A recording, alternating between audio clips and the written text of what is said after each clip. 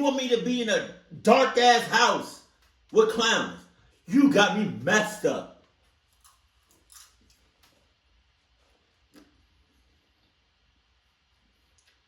Popcorn, good as shit.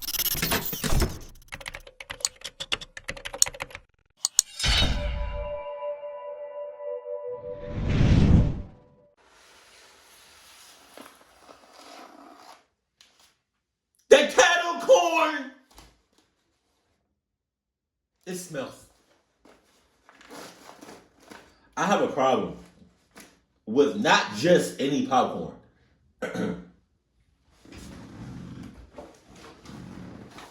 Orville Redenbach's. You know, I should probably make my own popcorn. But you cannot beat Orville's Redenbach. Oh my God. And this, I don't know what it is about, like, move, about having a bag. But it's okay. Oh, you don't want to rip, like, why you ripping like that? Oh, all right, man. Cool. So you gonna do that? Cool. It's just something about the bag, bro. Like, look at that shit. Why am I so angry?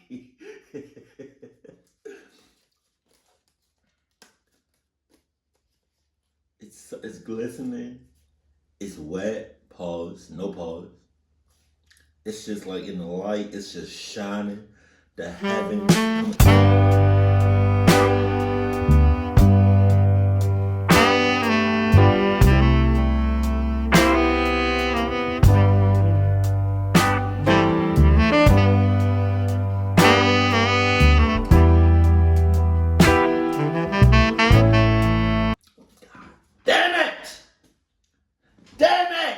Damn, that shit's good.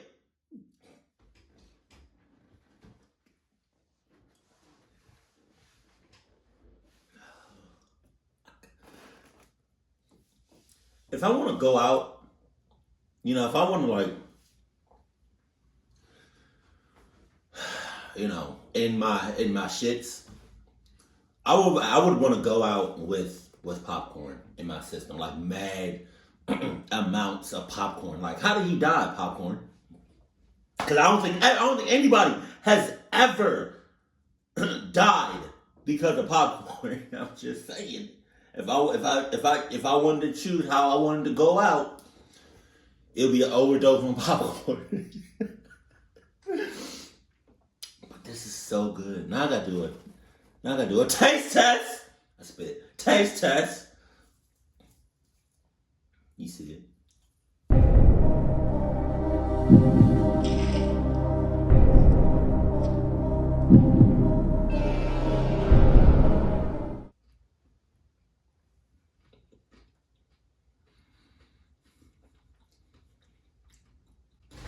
Back up! Back up, Adam! Or Toby, which I forgot the name. Toby Adam. Toby Adam. He got two first names. I see you eyeballing my popcorn. Look. You see, look. He looking this way.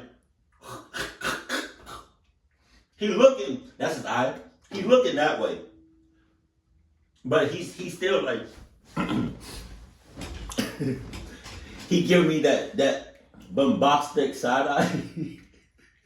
He eyeing my popcorn. I'm gonna cluck you up, Toby Adams.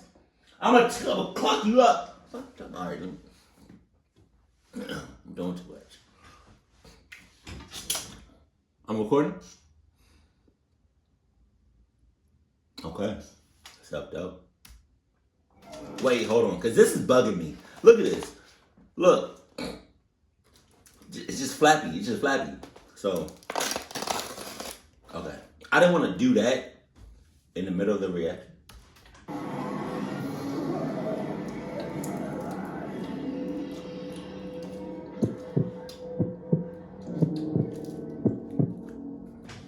For only 2 years, there was this pop-up haunted house attraction that would open in October.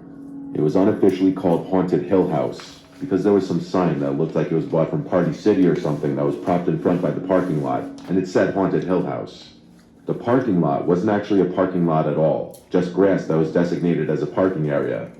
This was the year they closed down, and this was the year my friends and I went.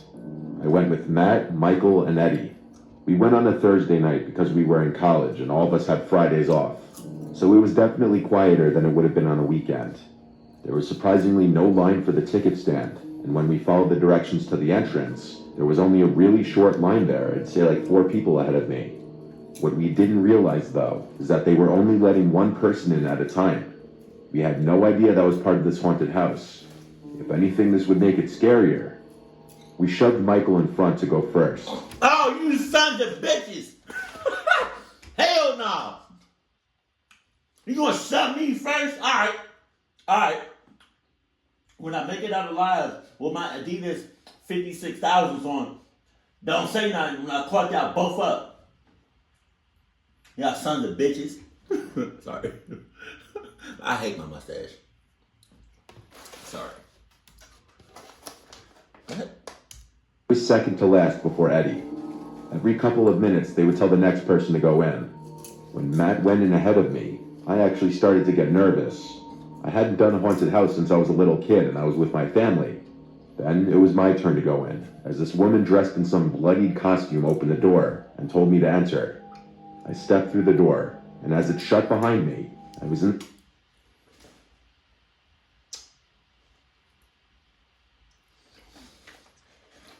I wonder, I know I'm not the only one that thinks this. These haunted attractions, things like Fright Fest at Six Flags, I wonder if like, cause you said this lady with like, that had blood on her costume. I wonder if like, that should be real, like real skeletons, you know, real blood, just some real organs, just saying. Dark building, lit up mainly by small flashing lights. As I walked through, I was faced with a bunch of gruesome props of mutilated dead corpses and other pretty horrific things. Oh yeah? Once in a while, actors dressed in horrific costumes would jump from around corners or through little holes in the walls. And just about every single time they got me, because I'd jump. I was in some dark hallway separating 2 rooms, when I felt something brush up on me from behind. I let out a short scream as I turned, and in the darkness, I could see a tall figure in front of me. I laughed after seeing it, then something I wasn't expecting happened next. The actor started pushing me down this dark hallway. I could hardly see anything. I was going along with it, thinking this was part of the attraction. I don't remember how long exactly I was allowing this actor to push me in the darkness, but eventually he stopped, and I heard a door close, and things went silent. I didn't know what was happening. I still thought this was part of the act, and I was definitely scared because it was pitch black. Then I felt hands grabbing me, Oh no! but in a very weird way, not in a way that a haunted house actor should. I was being full on grabbed, and so I pushed the person off and said, "Get the fuck off me, dude." I stood there in silence now. I said, "You're going too far, man. You can't touch people like that," thinking this was still just part of the haunted house act. I waited there, expecting the actor to progress me to the next part of the attraction, or just do something, but nothing was happening. Enough time passed now that I knew this wasn't right, and so I took out my phone, even though they told us not to take our phones out at any time during the attraction. I turned on the flashlight and found myself in a storage room with props and janitorial equipment. Alright. But I'd be lying if I said that was the first thing I noticed. The first thing that caught my attention was the tall man, standing 3 or 4 feet away from me. He didn't look like an actor at all. He wasn't wearing a costume. He was just wearing all black with a black face mask covering half his face. I looked for the door as I said, "What are you doing, dude?" He didn't say anything. He just started making these motions with his arms as if he was acting like he was supposed to be a character. I found the door and left the room. I used my phone flashlight to navigate back down the dark hall the direction we came. When I found the next actor, who yelled at me to turn off my flashlight, I told them I was violated and assaulted by somebody who may or may not work for the attraction, and I wanted to get out of there. I could tell the actor was probably just some teenager not much younger than me, and he didn't know what to do really. He dropped his character act and told me to just keep walking that way, and that I'm almost to the end. You don't know what to do? A motherfucker touched my dick and balls and rubbed his shit against my ass. You don't know what to do? You don't know what to do? You in cahoots. I should cluck you up. Asked where his boss would be. He said I'd have to go back to the ticket stand, as the little manager's office is attached to the ticket stand. So I continued the rest of the haunted house, speed walking, making it clear I was just trying to get out. And a few minutes later, I was out. I found all three of my friends, who were confused how I ended up getting out last. I told them what happened, and then we all went to the ticket stand, and I asked for the manager. The worker said that he wasn't there tonight, Oh, but yeah? he'd be back tomorrow. I told the worker about The whole time, the manager was the one that felt him up. Jesus Christ. what happened. She said she would alert the team about it. I requested my money back because of it, and she gave me back my 30. It was the next day that a girl from our college, who we all knew, posted on Facebook that she was sexually assaulted by someone in the same haunted house the night before, the night we were also there. This was the reason the place was eventually shut down that month. And I reached out to her on Facebook. It sounded like we had the same exact experience, only the aggressor got a lot more physical with her. She pressed charges on the owner of the attraction for, I'm assuming, negligence. The attraction staff, of course, swore that that man who assaulted the two of us didn't actually work there. I'm sure that's the truth, but I don't understand how they didn't have proper security measures in place to prevent something like this from happening. I'm saying, because that was the boss. That was the manager. What are you talking about?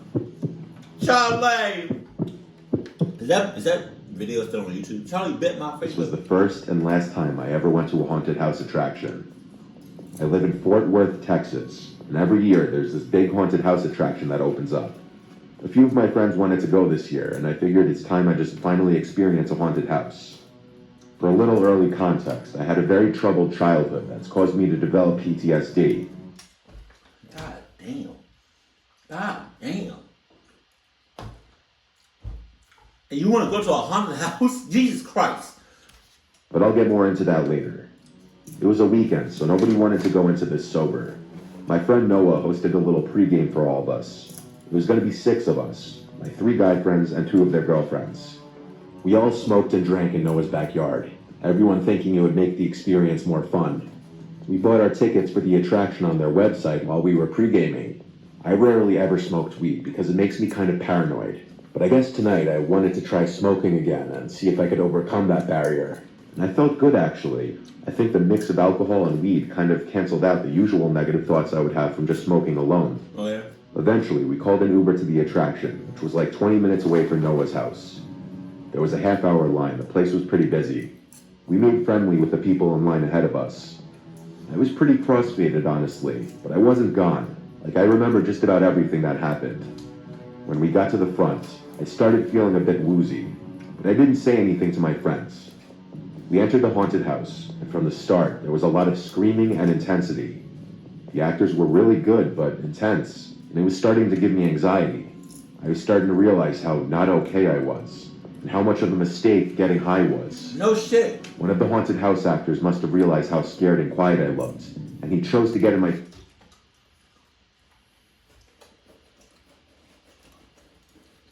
If I ever go to I've never been to a haunted house attraction before.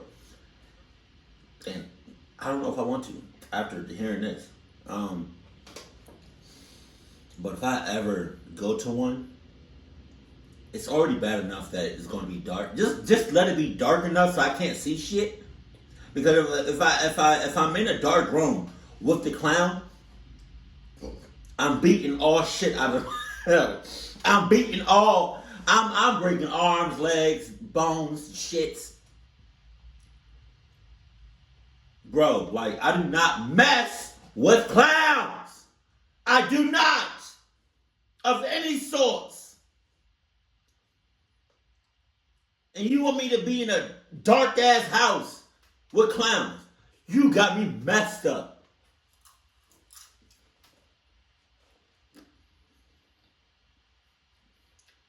Popcorn, good as shit. He's trying to scare me, yelling and making noises. I'm not gonna lie, I was starting to internally freak out, but I was trying to keep it together in front of my friends. This haunted house was going on for what felt like forever, and in my condition, every single jump scare made me almost shit my pants. All the flashing lights and fog really made this whole experience even more trippy and surreal. We came to this room lit up with an eerie red glow, with a bloodied man dressed as a guy in a suit and top hat yelling at us, part of the act. But behind him, in the corner of the room, was a guy who wasn't dressed as anything. He was just standing there looking at me, into my soul. Oh, God. And as I realized I was looking at the face of my father, I let out a scream straight from my stomach, as I felt every hair in my body stand up. The room went silent, and my friends looked at me laughing at first, thinking I was joking around. But when they saw I was serious, one of the girls grabbed me and asked what's wrong. I said, "It's my dad." I pointed to the corner where there was now no one standing. I remember all my friends and the actor being confused, and everyone could tell I was not messing around. My friends knew about my troubled past. "There's no one there," one of my friends said. The actor apparently asked my friends if I was okay. I was now in the middle of a full-on panic attack, yelling, "I want to leave, I want to leave." Noah left with me through a side exit, and he sat with me while our friends finished the attraction. It wasn't cheap, so I wasn't going to make them all come out with me. As we sat outside the place, Noah told me I shouldn't have smoked so much, as he tried to assure me that my dad wasn't in there. I was just hallucinating. So my father used to abuse my siblings and I. I'm the oldest, so I remember the most of it. He left us and our mom one day and never came back when I was 10. My close friends know about this, to a certain extent, so I didn't have to explain to Noah. When our friends were done, they met us at a Wendy's nearby where I was just trying to eat to help calm me down. I was embarrassed, but my friends didn't judge, thankfully. Not to my face, at least. I went home earlier than everyone else. I didn't want to spoil their nights. When I got home, I knocked out right away, I guess because of how drunk and high I was. That night, I was having a nightmare about the scene at the haunted house. Oh, my God. And my father, standing in the corner of the room, he was saying, "Wake up, Charlie." And I did wake up. I woke up in my dark room in the middle of the night to see my father, towering over my bed, looking down at me with his eyes open super wide. It was literally this towering, 9-foot-tall version of my father, bending down with his body contorting in an impossible way. When I saw it, it took me a few seconds for me to digest what I was looking at, and scream straight from my stomach again. My mom came rushing in and turned on the lights, and the apparition was gone. My heart was racing and my blood ran cold. I cried to my mom that I saw Dad. It was one of the most scarring nights of my adult life. I don't touch weed or any substances anymore besides light alcohol, and I'm never going to a haunted house attraction again after that. Even light alcohol, you might get like a little light drunk, so you know.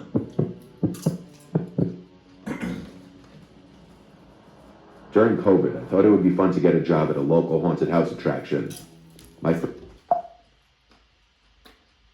Ready? What's worse?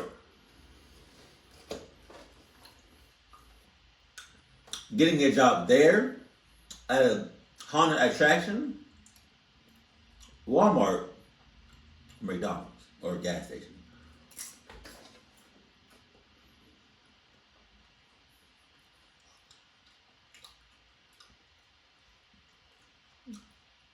In a haunted attraction got clowns. I don't know. Marissa was already working there, and she told me they were looking for new actors and actresses. She pulled some strings and got me a job after I met with the owner. There were multiple sections to the haunted house attraction, including 3 haunted houses and the haunted corn maze. On my first day on the job, there was some slight rehearsing my character and just demonstrating my acting skills to one of the supervisors who was on duty. My role for the night was assigned to be a damsel in distress, and this meant I was going to be tied to a pole and yelling at the guests to help me as they walked past me. Of course, all guests would be told before entering not to touch any of the actors or actresses, so they would know not to actually untie me when I'm screaming, "Help me." So before opening time, the supervisor slash coordinator... But hold on, wait a second.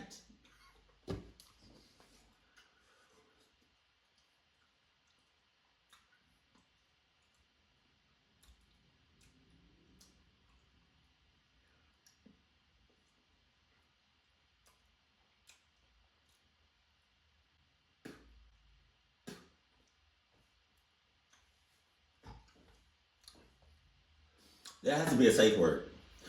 It took me so long to say something. There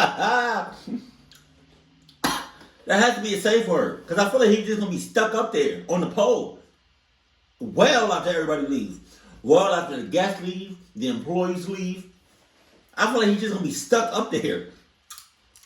Maya walked me to my post. Quite literally my post, because I'd be tied to a wooden post in the corn maze.